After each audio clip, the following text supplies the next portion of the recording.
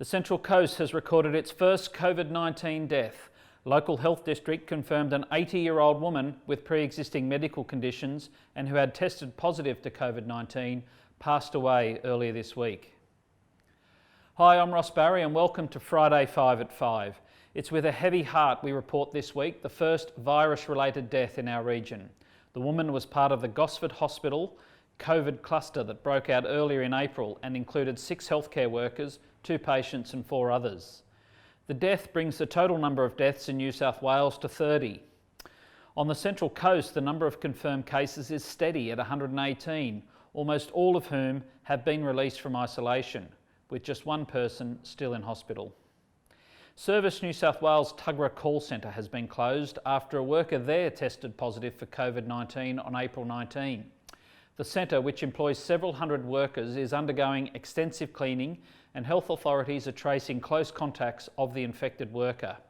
The federal member for Debelle, Emma McBride, said her office had received reports that the centre had not adhered to suitable social distance practices and has called on the Minister for Government Services, Stuart Robert, to provide assurances about the welfare of other workers. Well, long-suffering commuters will be delighted to know that major roadworks on one of the coast's biggest choke points, the Kincumber Roundabout, are now finished. The project has cost taxpayers $20 million, but member for Terrigal Adam Kraut said construction teams have worked around the clock to finish the work and, as you can see behind me, some 25,000 motorists a day are now moving safely and efficiently through the critical link between Terrigal and the peninsula. And it's widely thought that the successful completion of the project is largely due to the deep thinking applied to it by H.D. Nelson and our very own Digital Dave, aka the Kincumber Roundabout Think Tank. Well, Ross, thanks. The think tank, of course, never takes credit for works completed. But HG was so impressed, he may nominate it for Infrastructure Project of the Year to his even greater Sydney Planning Commission. And keeping with the infrastructure theme, the Entrance Channel is finally moving. After the furore of the flooding in February, many locals were delighted to see diggers at work last week. The council's reportedly moved over 5,000 square or cubic metres of sand from the eastern reaches of the channel and used to repair the eroded banks on the southern end. No doubt many will be pleased by the sight of excavators and socially distanced workers cleaning the channel. To business now, and last week we reported on some businesses doing it tough in the shutdown period. Well, this week we're sad to report that an iconic local business, Fudge Monkey, is the latest casualty of the pandemic. Fudge Monkey is closing doors for good in Woy Woy, and we spoke earlier with co-owner Ganesh about the plight. So we opened the shop about 3 and a bit years ago and thought, well, this is the way to do it. The community really stood behind us, people coming from far and wide to get our products.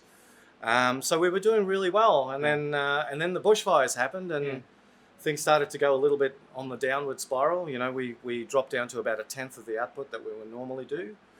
And then as we started to kick back up again, reinvent ourselves, did a new renovation, try to make the thing a little bit more funky, in tune with Pizza. Then the COVID hit, and we were just hanging in there, and then You got broken into. And it was the straw that broke the monkey's back, if you know what I mean. Yeah. So no one can have a birthday party. Yeah. No one can have a wedding. Those are the things we rely on. We can't even go to markets. We'll try our very best to reinvent ourselves and maybe open up at home, commercial kitchen at home, which we that's how we started. Yeah. And it was a great time for all of us.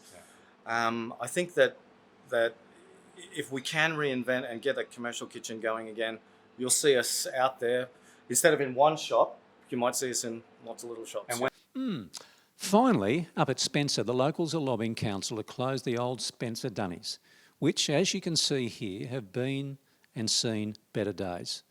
Resident spokesperson Robin Dowham says locals have objected to an initial proposal from council to relocate the toilets to the local CBD area, which, as they say, will interfere with the view and the scarce parking available. And Ross, I've been up at Spencer a bit and confirmed there's not much worth preserving in those old toilets. A historic relic from the 60s, but I can't actually recall seeing a CBD area either. Back to you. Thanks, David. And virus notwithstanding, the Central Coast Council is powering ahead with its extensive program of road maintenance and construction. It is also the first council in Australia to make use of a revolutionary new road stabilisation and paving technology to reduce construction time, increase the use of recycled materials, reduce emissions and deliver a more consistent road surface. The council is working with Stabilised Pavement Australia to deliver the technology, which essentially combines a series of machines into one interconnected production line of over 50 metres to rip up old road, recycle it, lay new bitumen and then roll the surface all in one sequence.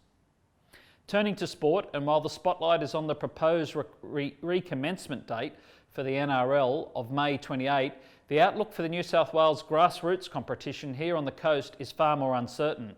Central Coast Rugby League President Gerard Andrews welcomes the restart of the NRL, saying that its survival depends on broadcasting rights and therefore on getting players back on the field.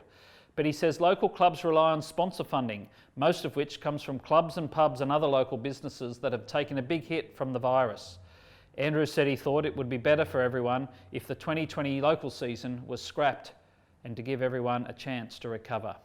Well, finally it's Anzac Day, and we had this message from Federal MP for Robertson, Lucy Wicks.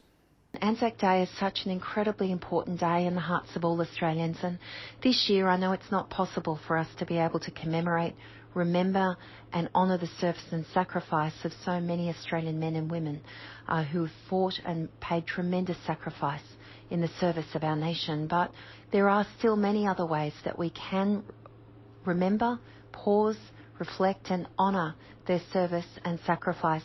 It might be by standing out on your balcony or driveway with a torch and a candle early in the morning at 6 a.m, or perhaps tuning in to one of the services that are being streamed at 5:30 a.m. and 10 a.m. from the Australian War Memorial in Canberra, making a batch of Anzac biscuits with your family, or finding another way to be able to pause, reflect and remember. Anzac Day is not cancelled, and Anzac Day is always going to be held deeply in the hearts of all of us. And to mark the occasion, we thought we'd close this week with the Central Coast's favourite bush poet, Ken Tough. Thanks for joining us, and we'll see you next week for 5 at 5. Each year we come to this sacred place to commemorate Anzac Day, with rosemary pinned near the medals once earned in a conflict far away. We stand with friends and together we gaze at the names inscribed on the wall. Then the children speak in innocent voice. It's their world, after all. The address is given and the wreaths are laid. The silence descends on the crowd.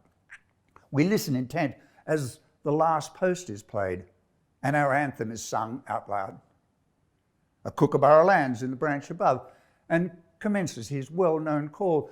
My eyes drift up to our Australian flag. It's a good world, after all. We stand beside old enemies now and realise we're just the same. The man that's bitter against the world has only himself to blame. Let the darkest days of the past be dark, and only the good recall. For I do believe that this world, my friend, is a good world, after all. I stand here now and present my case, but I have seen no active war.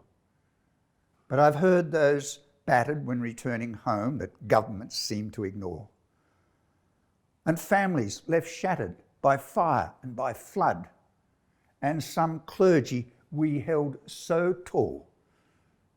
But my heart is brave, and my mind is clear. It's a good world, after all.